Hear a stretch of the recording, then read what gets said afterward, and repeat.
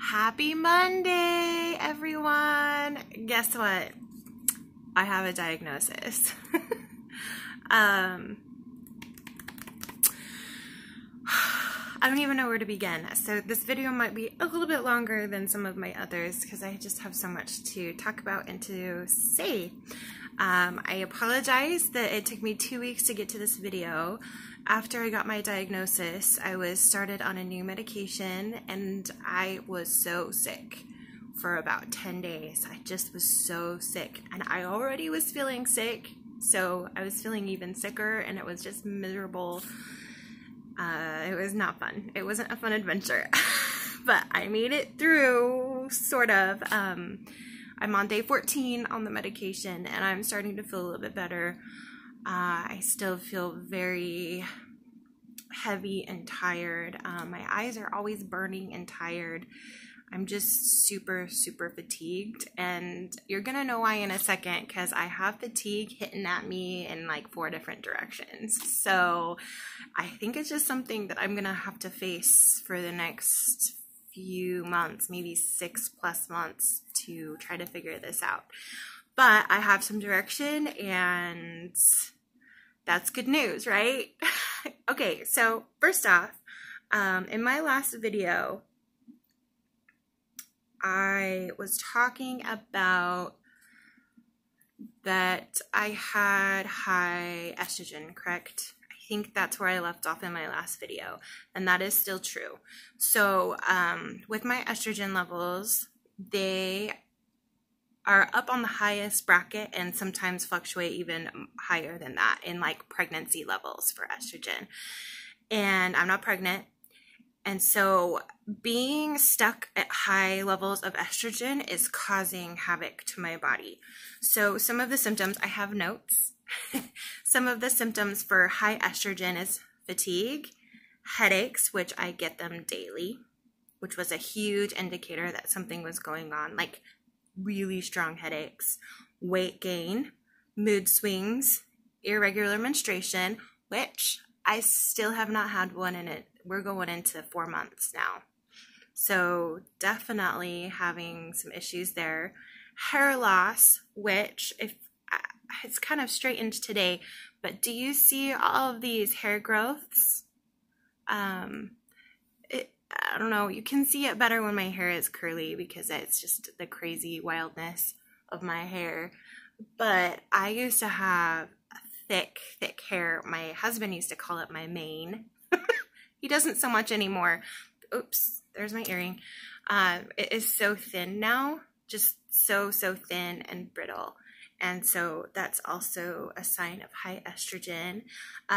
Bloating. So some days I will look like I'm 6 months pregnant and just from bloating. PMS, which I've been fighting for years and didn't realize that it's not normal, that it can be an indicator that something is kind of weird with your hormones. So girls, if you're experiencing really bad PMS right before you menstruate, go to the doctor. And maybe even a fertility doctor, because some doctors just shrug it off. So be persistent, okay? Seriously. Sore breasts. This is kind of weird to talk about in like the whole world or whoever chooses to watch this video, but very sore breasts and heavy bleeding when you do menstruate. This is so weird to talk about for the world, but I'm putting this out there in case it can help somebody else, because I have been going through this pretty much my entire adult life. I would say I started feeling sick after I started taking birth control in preparation of getting married to my husband. And I sincerely believe that ever since I started taking birth control, it really messed up my hormones. And so I just kept thinking that this was normal, that it was normal to go through all of this. And yes, like, your hormones do fluctuate. And so the highest point of estrogen that you hit is right before ovulation, right? And so if you're feeling a little bit of that, like the bloating, the sore breasts, the headaches right before you ovulate, then that can just be a telltale. It can be a sign, there we go, that you're about to ovulate, right? Of course, with some other signs of ovulation. And so it's okay to feel that every once in a while in your cycle. But the problem with me is I feel it all the time because my estrogen just spike. It just has been staying high. And so when I'm stuck in that high estrogen state, it makes me feel really ill and tired and fatigued, and I'm just really dragging and struggling and having a hard time.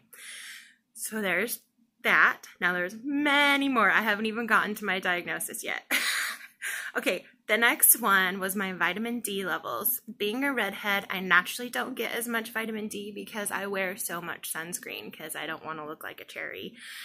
And so I naturally already don't get enough vitamin D, and so I've been taking a multivitamin with high vitamin D, but apparently it has not been enough. So my vitamin D was a 16, and then the normal should be between 30 and 100, and I wasn't even on that scale at all. I was 16. So I am now on a high regimen of vitamin D. And then my progesterone.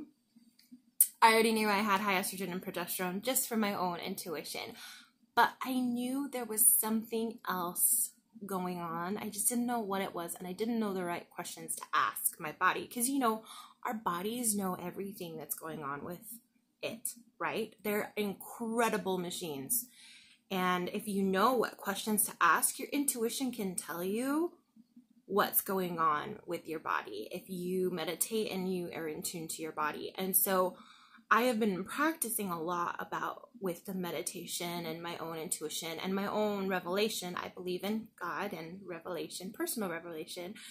So, you know, I already was learning a lot and I already knew a lot of this just from my own intuition, but there's just an extra element. I had no idea even how to ask these questions. And so we'll get into that. But with my progesterone, so again, it's hard to, because your cycle's up and down. So give you an idea of what your numbers should look like in the follicular phase, which is the phase between menstruation and ovulation. That's the follicular phase. Your progesterone should be between 15 and 17. And then after you ovulate, your progesterone spikes and it stays elevated until you menstruate again. And so depending on your body, the luteal phase, which is after ovulation to menstruation, it is between 35 and 290, depending on where you're at in your cycle.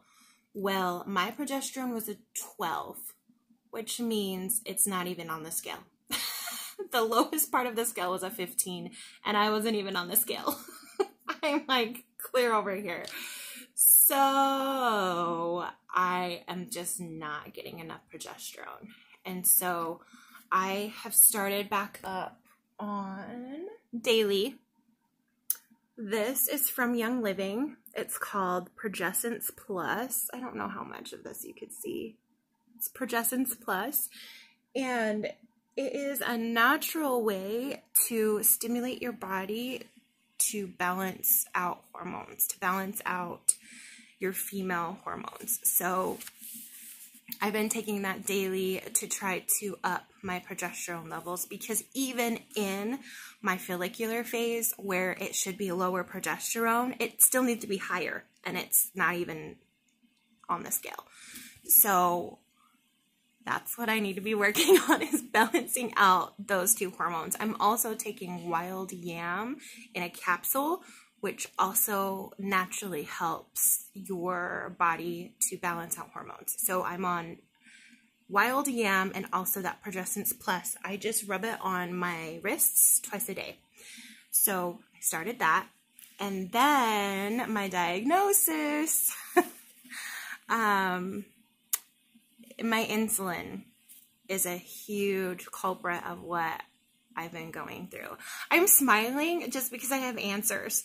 And I feel like I'm not crazy, and that I really do have a medical issue that needs to be resolved. And so all these years I've been packing on more and more pounds, and now I know why, and it's not my fault. And I feel like this huge weight has been lifted off my shoulders because I was so down on myself for gaining all this weight. But guess what, guys? It's not my fault. So I have been diagnosed with hyperinsulinemia.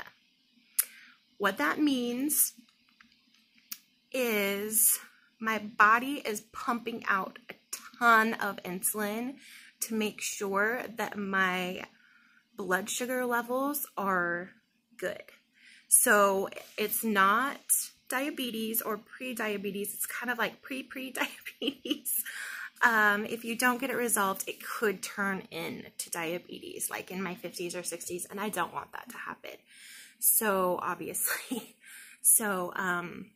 what hyperinsulinemia is, your body has to pump out a ton more insulin to make sure your blood sugar levels are normal, and they're much more insulin than you possibly need. So to give you an idea, the normal range of insulin you should be at, even if you've eaten a donut and your body needs to process that and it's pumping out a ton of insulin, it's between 2.6, which would be kind of like closer more to the fasting, and then 24.9 is the highest that it should go, even if you've had a donut and your body needs to process. So between 2.6 and 24.9, roughly 25, okay, that your body can kind of fluctuate, and that's defined normal. Well, mine fluctuates up to, so far, I mean, they've tracked it just a few times, and it's been staying around the 70s. So the last time they tested me was 74.6, which is 50 points higher than where it should be. So when my body is pumping out that much insulin, I feel really sick and worn down and tired. So again, I'm going to read you I have my notes here, the symptoms for hyperinsulinemia, and I have every single one of these.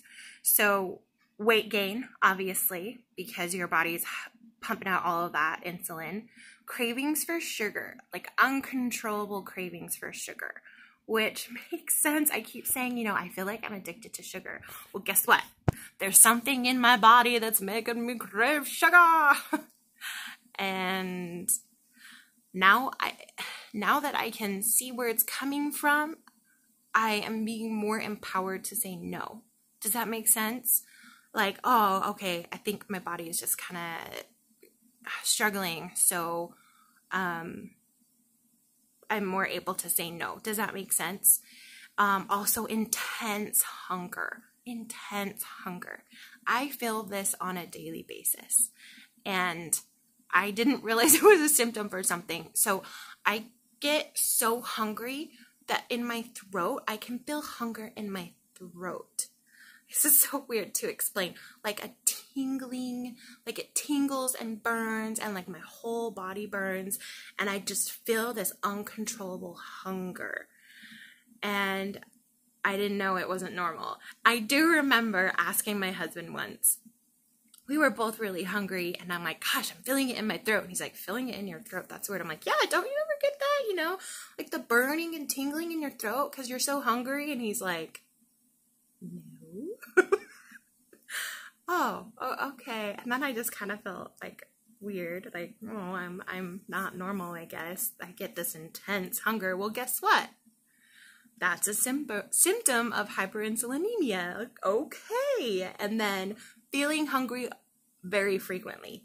So feeling hungry all the time is another symptom. Difficulty concentrating, the brain fog. Hey, yo, I know where that's coming from now. Feeling anxious, which I do get very anxious, as my husband knows. If the house is super messy, I can't even go to bed until it's clean because of the anxious. Like, I get so much anxiety, and I already have that, like, anxious feeling very mildly, but it has, like, expounded. It is more frequent. I feel more anxious more frequently in the last few years. And then the last one is fatigue. So I have fatigue from hyperinsulinemia, fatigue from low vitamin D, and fatigue from estrogen so far. Okay, and then I have weight gain from hyperinsulinemia and high estrogen. I have both of those weight gain hitting me strong. And then super crazy stuff. So I wanted to tell you my blood sugar levels are just fine. So between 3.4, your blood sugar levels should be between 3.4 and 5.6, and I am at 5.1. So I am like right in the middle, sort of, kind of, almost in the middle, just a little bit further. So my blood sugar levels are great. So the insulin is doing its job, but it's kind of a form of insulin resistance because my body has to pump up so much of it to get my blood sugars normal. So that's good, at least, that my blood sugars aren't having... Oh, telling me that I'm going to run out of memory.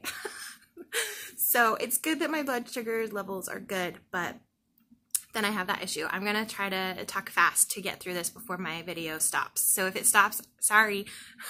So I am now on a new medication called metformin, and what that does is it makes your insulin more, to work more efficiently, so your body doesn't feel the need to pump out more, and it also stops some of your glucose to absorb into your system, so you're not getting hit with so much sugar.